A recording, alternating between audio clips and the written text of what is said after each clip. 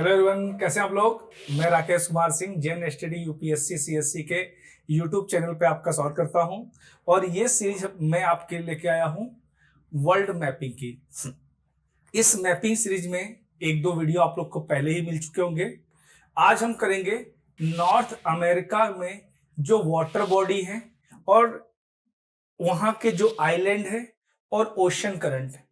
आप लोग सर ऐसे क्यों कर रहे हैं?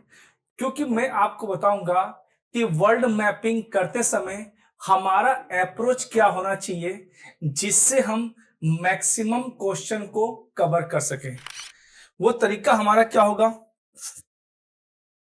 वो हम बताएंगे आप लोग को कैसे करते हैं।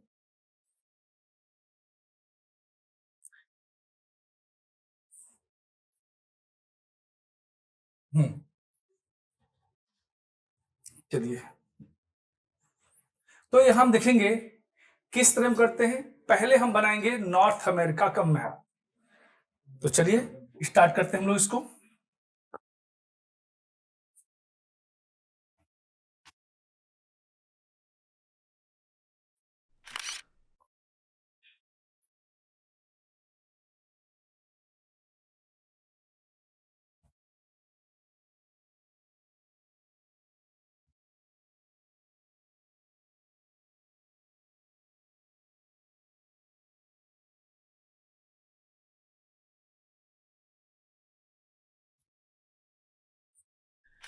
देखिए, ये हमने बना लिया नॉर्थ अमेरिका का मैप। पहले हम जब भी मैप करते हैं तो मैपिंग करते समय हमें कौन कौन से पार्ट पे किस ऑर्डर में फॉलो करना चाहिए, ताकि यूपीएससी या किसी और स्टेट एग्जाम, आप कोई भी एग्जाम दे रहे हो, चाहे यूपीएससी या state PCS, BPSC, UP PCS, MP PCS, उन सभी में ये बातें कवर होंगी। तो ये हमारा पार्ट है नॉर्थ अमेरिका का।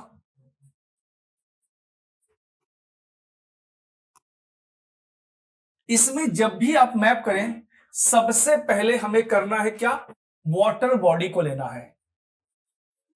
ये हमारा पार्ट हो गया, ये रशिया,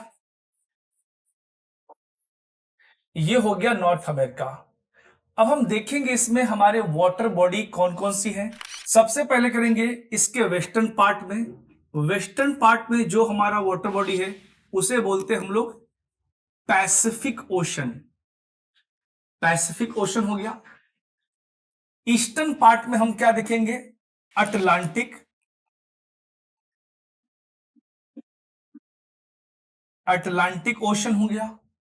साउदर्न पार्ट में यहां पर क्या मिलेगा आप लोग को, गल्फ ऑफ मैक्सिको, जिसे अभी यूएस प्रेसिडेंट डोनाल्ड ट्रंप ने गल्फ ऑफ अमेरिका करने का अनाउंस किया है।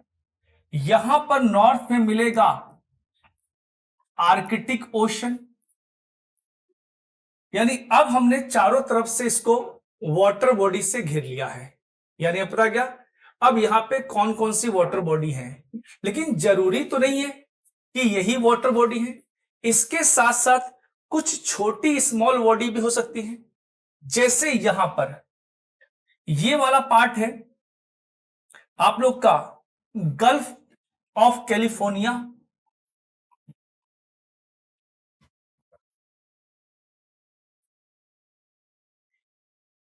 Gulf of California. और ध्यान रखिएगा, आप अपने एटलस को साथ रख के इसको मिलाते चलिएगा। ये जो गल्फ ऑफ कैलिफोर्निया है ये हमें लगता है यूएसए में है, लेकिन नहीं, ये मैक्सिको कंट्री की टेरिटरी में आता है। तो ये भी आपसे एग्जाम में पूछा जा सकता है। वहीं यहां पर एक मिलेगा आप लोग को बेरिंग, बेरिंग सी। बेरिंग सी क्या करता है, रशिया और यूएसए। अगर हम इसे कॉन्टिनेंट वाइज बात करें तो रशिया हमारा रिप्रेजेंट करता है एशिया को और अमेरिका रिप्रेजेंट करता है नॉर्थ अमेरिका को। यहां तक क्लियर है। यहीं पर एक आती है स्ट्रेट। उस स्ट्रेट को हम बोलते हैं बेरिंग स्ट्रेट। अब आपके दिमाग में आएगा सर ये स्ट्रेट क्या होता है, तो स्ट्रेट को समझाने के लिए मैं अलग से एक छोटा सा फिगर बना देता हूं जिससे आपको ये बातें और अच्छे से समझ में आ जाए।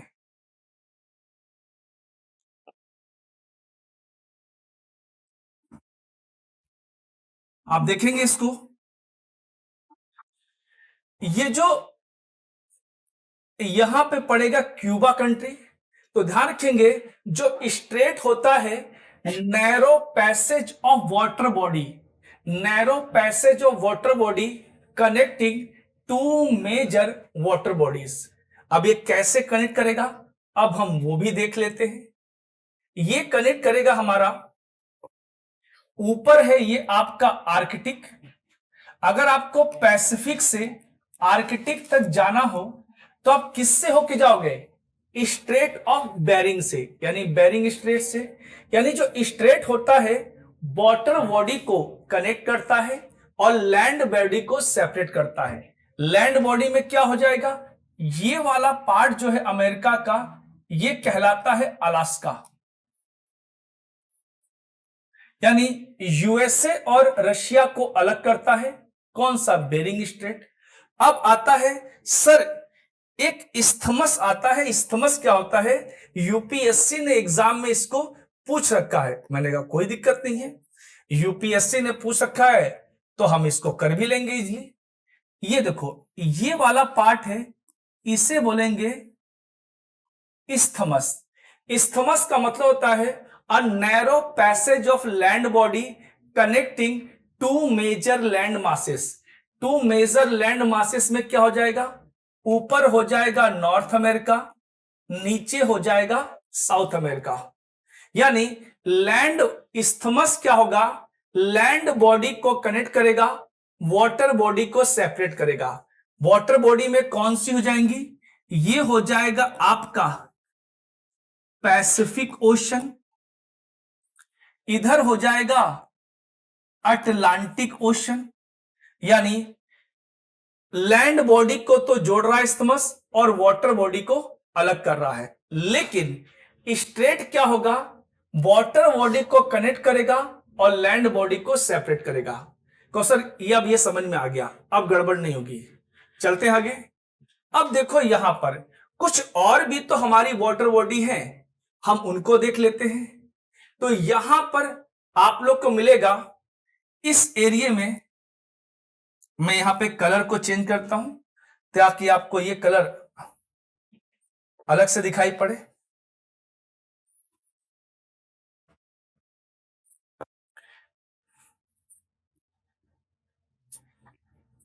यहां देखेंगे, यहां पर आपको मिलेगा हडसन वे,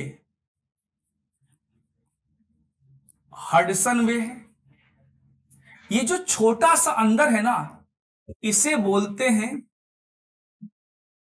जेम्स वे। आप अपने से देखिएगा, ये अंदर वाला ये वाला पार्ट है जेम्स वे, ऊपर है हडसन वे। यहां पे मिलेगा आप लोग को गल्फ ऑफ सेंट लॉरेंस, यहां पे हो जाएगा गल्फ ऑफ सेंट लॉरेंस। यहां पे इस एरिया में हो जाएगा बैफिन वे।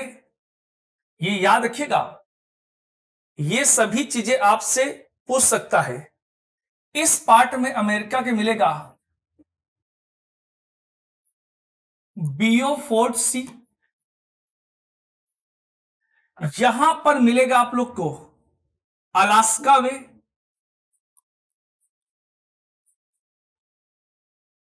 ध्यान रखेंगे अलास्का,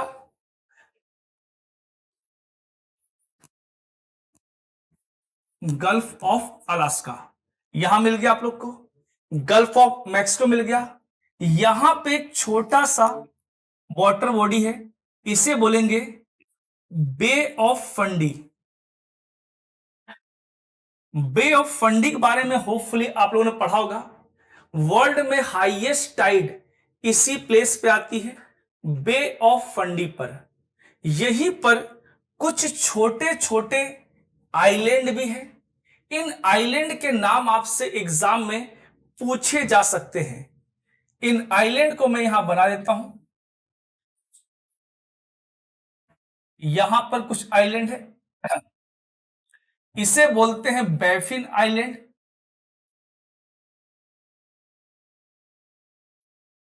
बैफिन आइलैंड, इसे बोलते हैं एल्समेरे आइलैंड। एल्समेरे आइलैंड, इसे बोलते हैं हम लोग queen queen Elizabeth. Queen Elizabeth island. यहां पर एक आइलैंड मिलेगा आप लोग को, विक्टोरिया आइलैंड। ये मेजर मेजर आइलैंड है, आपको नाम पता होना चाहिए। ये यूएस के अंदर है। कहो सर आपने सबसे बड़ा नाम तो छोड़ दिया, मैंने कहा छोड़ा नहीं, बड़ा है इसीलिए मैंने उसको लास्ट के लिए आपके लिए बचा के रखा है। वो कौन सा है? ये है ग्रीनलैंड। तो आपसे क्वेश्चन पूछता हूं, इसे ग्रीनलैंड क्यों बोलते हैं? जबकि आप अपने वर्ल्ड मैप में देखते हैं तो ये आपको व्हाइट कलर का दिखाई पड़ता है। तो इस पे बहुत अच्छी स्टोरी है कि इस पे कंट्रोल किसका है? डेनमार्क का है। डेनमार्क का है, यानी डेनमार्क की ये ओवरसीज टेरिटरी है। यहां पर एक आइलैंड कंट्री है जिसे बोलते हैं आइसलैंड। तो ध्यान रखेंगे कि डेनमार्क के लोग जब आइसलैंड पहुंचे तो कोस्टल एरिया में खूब हरे भरे पेड़ थे, और 16 और 17 सेंचुरी में कोस्टल एरिया से अंदर जाना मौत को दावे देने से कम तो था नहीं। तो डेनिस लोगों ने एज्यूम कर लिया कि ये पूरा आइलैंड ग्रीन है, दैट इज कॉल्ड ग्रीनलैंड। आप समझ गए, ये आइलैंड हो गया। यहां पर कुछ छोटे छोटे आइलैंड भी हैं, जैसे यहां पे मिलेगा आपको क्यूबा, यहां मिलेगा जमैका, यहां मिलेगा हैती, सेंट किट्स। ये सारे कई सारे आइलैंड हैं, लेकिन इन आइलैंड की चर्चा हम अभी नहीं करेंगे। इन आइलैंड की चर्चा हम बाद में करेंगे जब हम कैरेबियन आइलैंड पढ़ेंगे, जिसे हम लोग ग्रेटर एंटिलीज और लेसर एंटिलीज के रूप में जानते हैं। यहां तक होपफुली आपको चीजें समझ में आ रही होंगी। यानी हमने अमेरिका की मेजर मेजर क्या थी, वाटर बॉडी को हमने कवर कर लिया। लेकिन यहां पर अभी कुछ स्ट्रेट बचते हैं, उन स्ट्रेट को हम देख लेते हैं। यहां पर हम देखेंगे तो यहां पर आपको मिलेगा, ये मैं यहां बनाता हूं साउथ अमेरिका आपको समझने के लिए, ताकि यहां पर आप देखोगे तो यहां पर कुछ स्ट्रेट है। जैसे स्ट्रेट के लिए मैं यहां पर एक नया कलर सेलेक्ट कर लेता हूं, जिससे आपको समझने में किसी प्रकार की कोई दिक्कत ना हो। चलिए एक नया कलर हम लेते हैं यहां से, ये कलर या ये।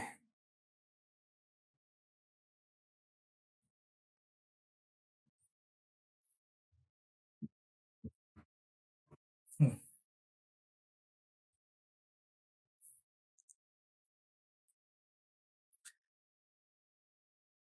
यहां हम देखेंगे यहां पर स्ट्रेट पड़ता है डेविस स्ट्रेट। एक मिनट जो,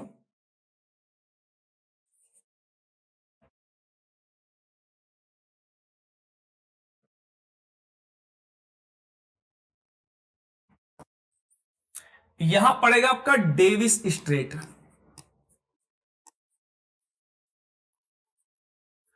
डेविस स्ट्रेट वर्ल्ड में सबसे वाइडेस्ट और चौड़ा स्ट्रेट माना जाता है, जो किसको सेपरेट करता है? नॉर्थ अमेरिका और ग्रीनलैंड को। यहां पर देखो आइसलैंड है, और यहां पर एक स्ट्रेट है, इसे बोलते हैं डेनमार्क स्ट्रेट।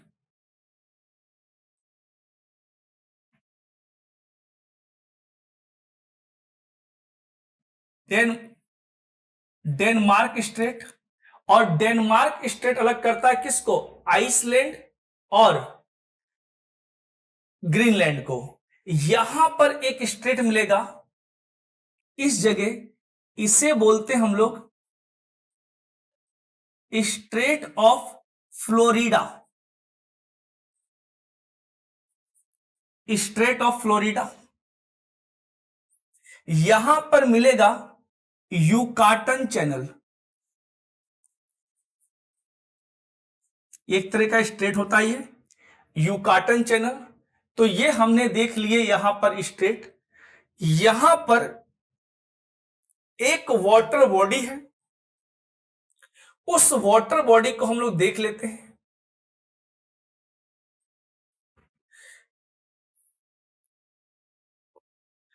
यहां पर मिड ओशन में एक सी पड़ता है, इस सी को बोलते हैं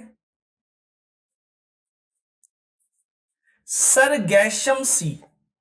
सरगैशम जो टर्म्स लिया गया है ये स्पेनिश लैंग्वेज से लिया गया है।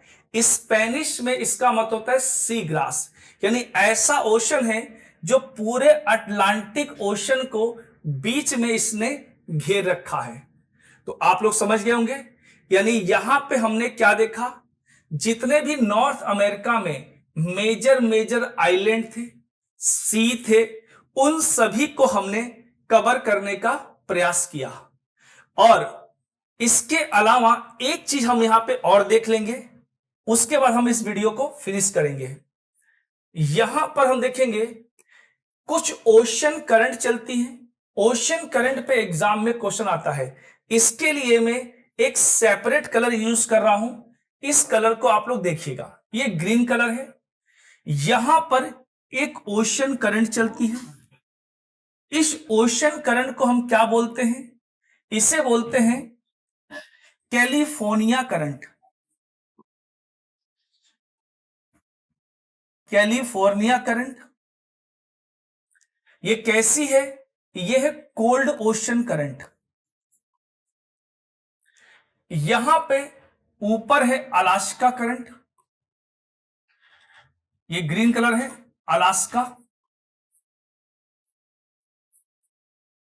अब आप सोचो सर ये गर्म और ठंडी कैसे है? तो ध्यान रखिएगा, 0 से 30 के बीच में कॉन्टिनेंट के ईस्टर्न पार्ट में आपको वार्म ओशन करंट मिलेगी और वेस्टर्न पार्ट में कोल्ड।